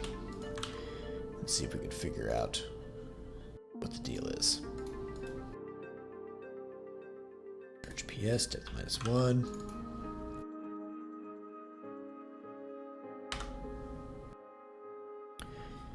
Almost made it through a stream without a dumb bug.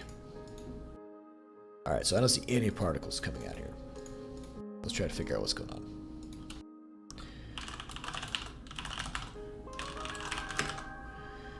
Charge PT. Let's try changing the visual.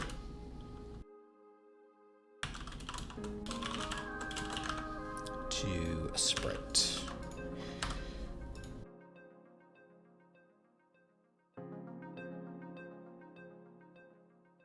You guys see anything? Because I don't. Did I mess these up? Yep, that's what it is. System. Okay. Okay, got it.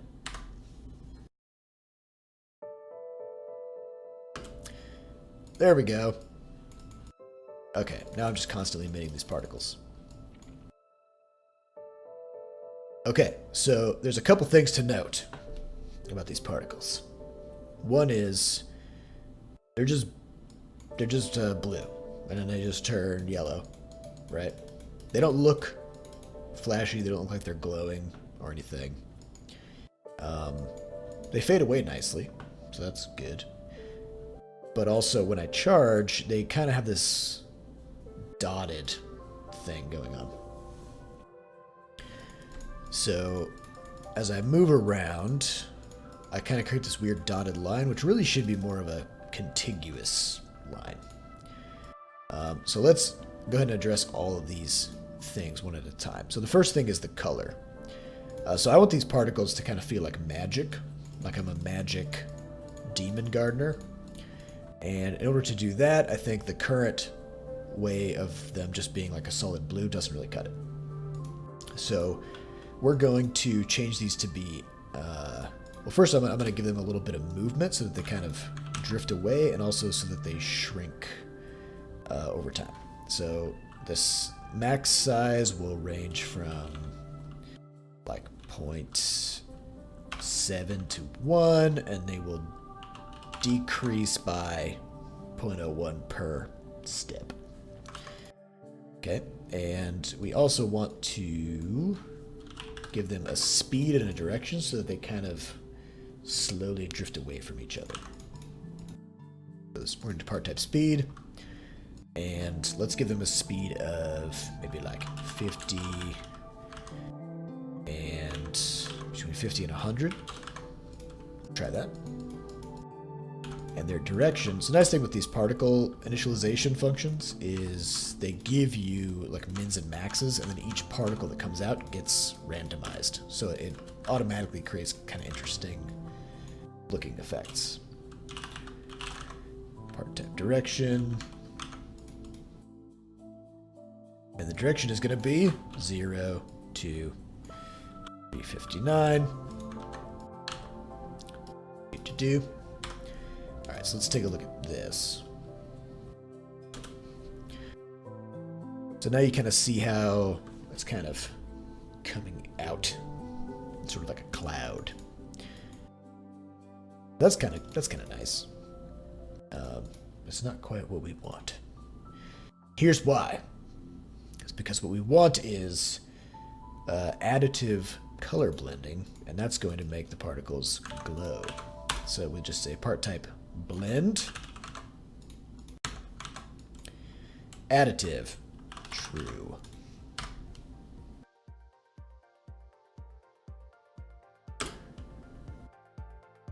Okay, so what we have with additive color blending is, notice how they're kind of like white on the inside, and then as they move away, they change color. So the way that additive color blending works is, I'm going to pull up an Inkscape and kind of show an example. So let's say we have this. It would look cool if they changed their angle. Yeah, we could do that too. Alright, so the way additive color blending works is over here in the RGB, let's say we have something that is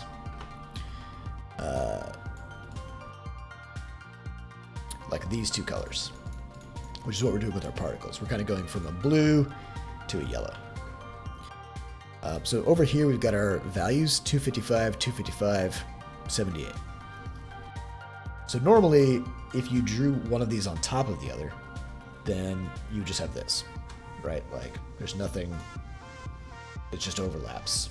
And that's what we had with our original versions of the sprites. So,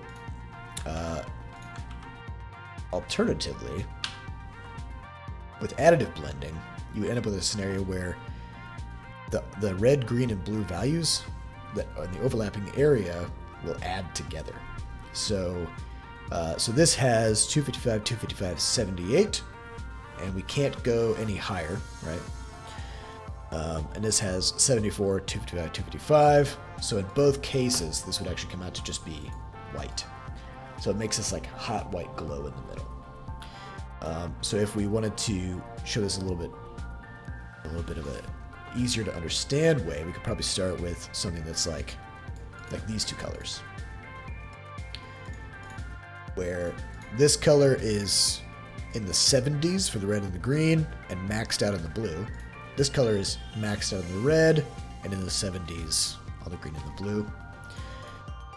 So if we add those together, then we end up with 76 for the green plus 76, which comes out to 152. And for the blue, it's 78 plus 76. We'll just call it the same. 152. So you put these two things together, and you notice that. Oh, sorry. And also, let's see. The blue is 255, so that maxes out 255. So the red and the blue channels are both maxed out because they were maxed out in each, and then the middle channel, the green, also gets added together and makes kind of like a brighter center. So you end up with this kind of interesting adding of the colors. So when it comes to doing additive blending, having these colors that are super maxed out isn't necessarily what you always want. So if we want to say like, we could lower this down and maybe put this at like 100, you know, something like this. Because if you have, the more maxed out channels you have, the less effect you get from the additive blending. So you know, this kind of has like a fiery kind of a feel to it.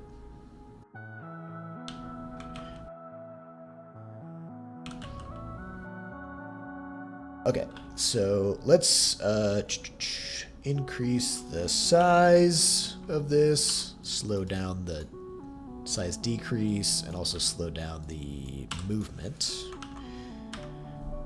Because I want these to kind of linger. I don't want them to just like fly away. So that as we charge, we want to leave behind kind of a cool trail. All right. So I'm going to stop emitting them all the time, and instead I'm going to only emit them when charging.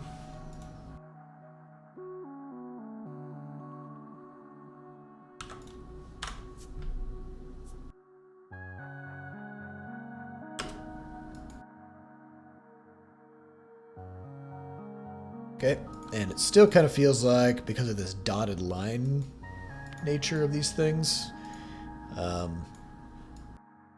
it's still not quite there. And I actually want to put them behind the character. So, yeah, put them behind the character. I was thinking the same thing, Kairos. And let's take this creation section here, and let's do an iteration from the previous position. Let's see. We'll call it charge X end.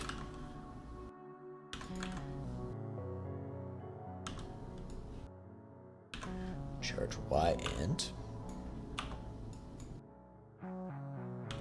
And this will allow us to draw these particles iteratively across that gap. So, particle iteration distance, 5 pixels, I don't know. Try that. Let's see.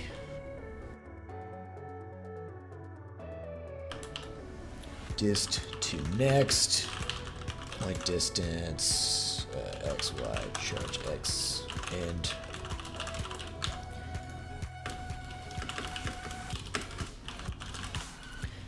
Then dist to next. Okay, so we're just going to iterate over the distance that we've covered.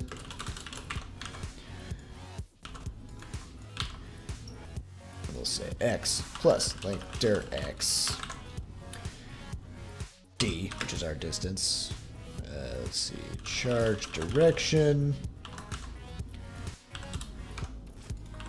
Kind of break these out, make them a little easier to see. Or Y. So we're gonna just iterate over this distance 5 pixels at a time, and then that should kind of fill in the gaps for these particles. I think.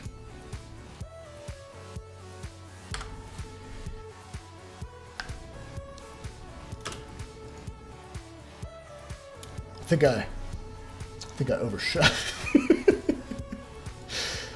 Right. X equals.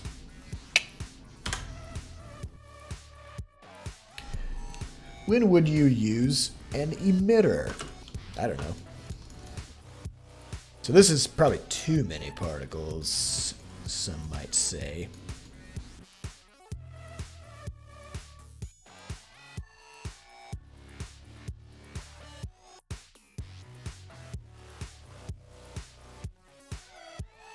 Or is it?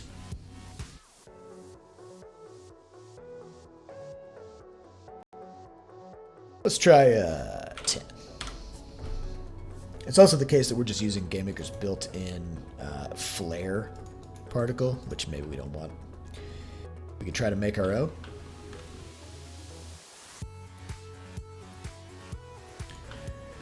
Let's make a particle. What makes for a good particle?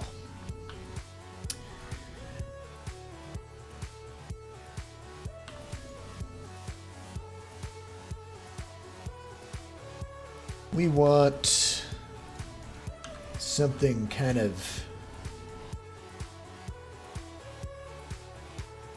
Dorito-like.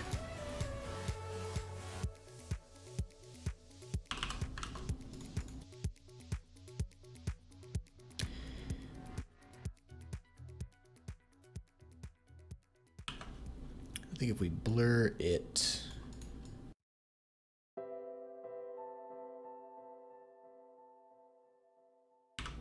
So if we duplicate it and then blur it, that might give us kind of like an interesting glowing Dorito particles.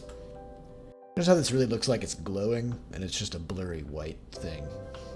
So, hot tip. A glow is just a white blur. Anytime you see an Unreal Engine game and the lighting looks great, it's just because there's a bloom, which is blur. It's blurry lights. Don't be fooled. High fidelity AAA graphics, that's just blurry stuff.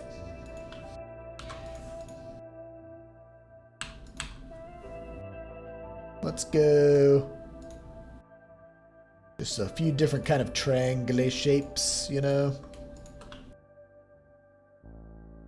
Just some...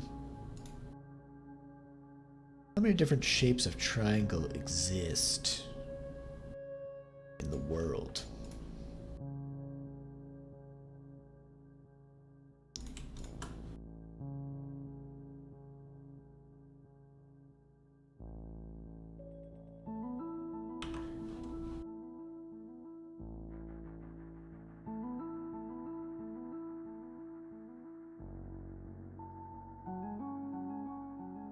This is going to end up looking the same as that other one. It's just rotated.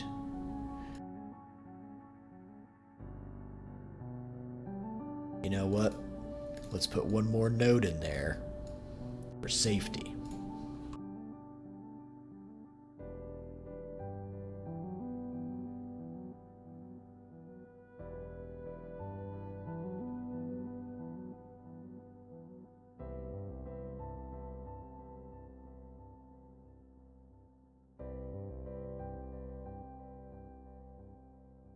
There's exactly 9 triangles in the world. SP particle magic. Obviously, this is a magic-based game.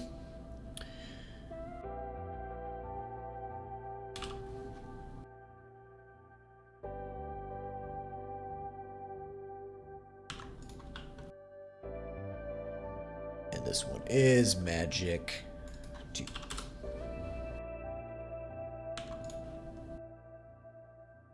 Get out of here.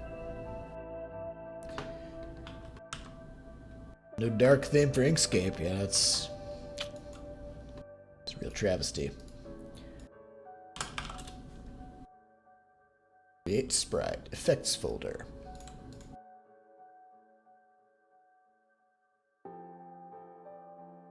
SP particles magic. Okay. And now we can, instead of doing a shape, we can do a sprite. It's going to be SP particles magic. Animate, false. Stretch, no. Random, yes. So this is going to have a very different vibe. And we also want the orientation of the particles, which means just how they're rotated, to be between 0 and 359, not spinning, not wiggling, and not relative.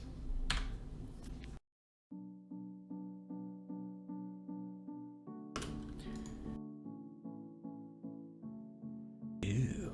So these need to shrink faster,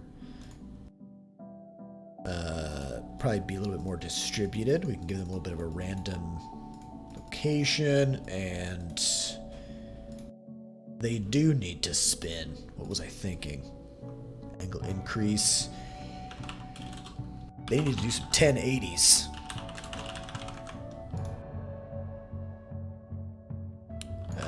Shorten their lifespan, because, you know, particle healthcare is expensive. Alpha 3, they're gonna fade away. Even do an alpha 2.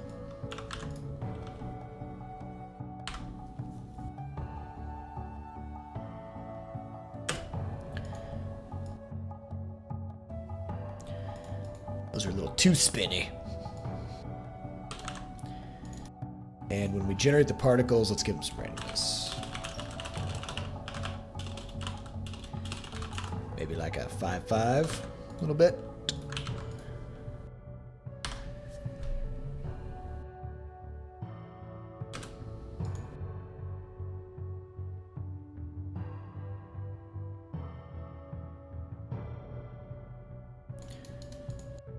It's kind of getting us there.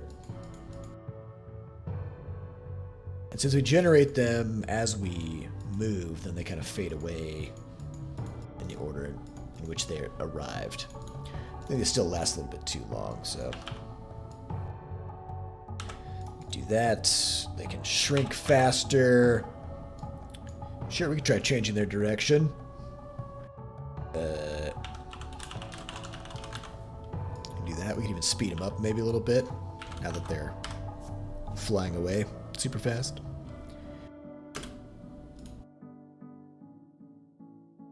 Yeah, so now it's just like a nice little flashy effect.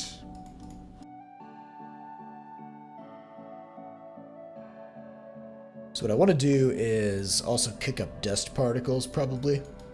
And then we'll also need some kind of like an explosion when you hit the flowers. I just like this kind of combination of like this derpy run and then this sort of insane spin attack move.